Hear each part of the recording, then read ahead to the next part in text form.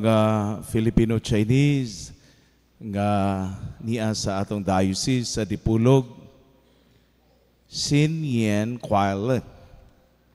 Ako ba nagipaningkamutan og tuon, ha? Lisod biya kayo ng paglitok, ana. That's Happy New Year. Spring Festival, Lunar New Year, or New Year, one and the same celebration for Chinese. Ang pagpasalamat sa mga grasya nga nadawat and wishing and praying for prosperity. Kong He Fa Choi. Prosperity. Mao nga niini ato usab nga uban ang pagpasidungog sa Our Lady of China nga ang mahal nga inahan kanunay nagkuyog kanato uban diha sa atong mga kalisdanan sa kinabuhi.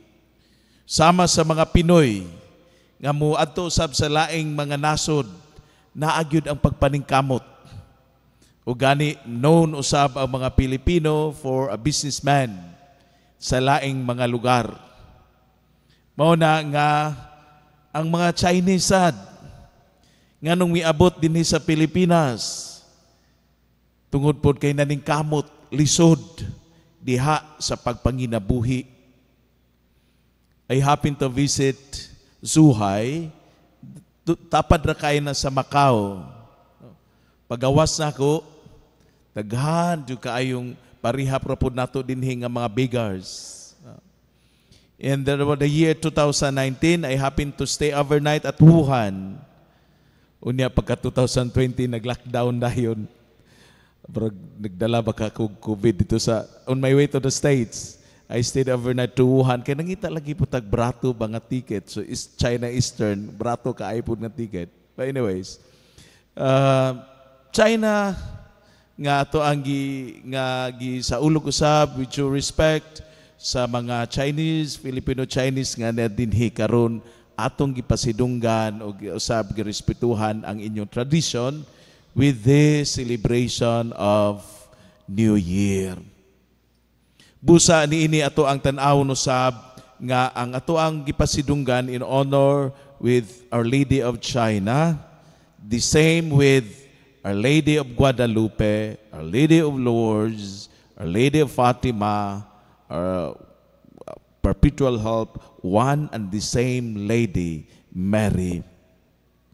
Ang ato karon nga ebanghelyo taken from chapter 3 of Mark 31 to 35, makaingon ang uban nga nakadiscredit kini ni Maria. Sa pagingon ni Jesus, kinsa man ang akong inahan ug akong mga igsoon.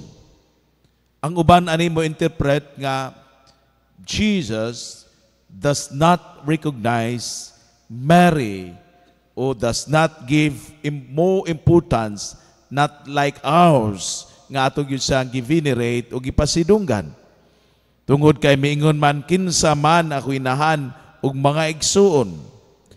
Ang akong inahan ug mga igsoon sila kadtong nagtuman bisan unsa nga gisugo sa Dios kaniya. Mao'y akong igsuon ug akong inahan. Pero kung tun-an pag-ayo among teksto, nakahatag panog dugang nga merit ni Maria. Tungod kay it's not just by blood that Mary is so important to Jesus because she's the mother. But prior to becoming the mother of the Lord by blood, naminaw ug mituman sa pulong sa Dios. You will bear a son and name him Emmanuel, meaning God is with us. And you have to name Jesus, meaning God saves. Ug kining babae, wala lang kay naminaw kung dili mituman, well, I am the handmaid of the Lord. Be it done to me according to your word. Mao nga, ingon ni Jesus, kadtong nagtuman sa gisugo sa Dios maang akong inahan ug mga igsuon. We could be brothers of Jesus. We could be mothers of Jesus. If, like Mary, we have to listen and act on His word. Mao nga niini nakapadugang panuon kini og pagpalahom nga importante si Maria nga ilhon. Dili lang by blood nga inahan, kundi nagtuman sa kabubuton sa Dios ug mao kana ang gustong ipasabot ni Jesus. Nga dili lang siya importante that she's waiting outside, dili lang kay ako siyang mama, kay kung wala siya, wala ako, kundi sa sinugdanan palang daan, nagtuman na siya sa pulong sa Diyos. If we are to apply for this spring festival, spring meaning winter, spring, summer, or fall. So, pag winter, kung naa sa mga winter places, wa gyud ang kinabuhi. Makita yun mong puro ra na mga eyes sa palibot. But when spring comes, mugitib ang bag-o nga kinabuhi. Mao kining spring festival or New Year sa Chinese, nagpasabot nga new life, new beginning, another year of grace gikan sa Dios. Mao nga another year, we pray for prosperity. Mo nang mugretag kong he fa choy, prosperity. Tungod kay mo na ato usab nga gipangandoy sa kinabuhi nga niining tuiga 2025 ang atong pagpaningkamot buligan sa Dios.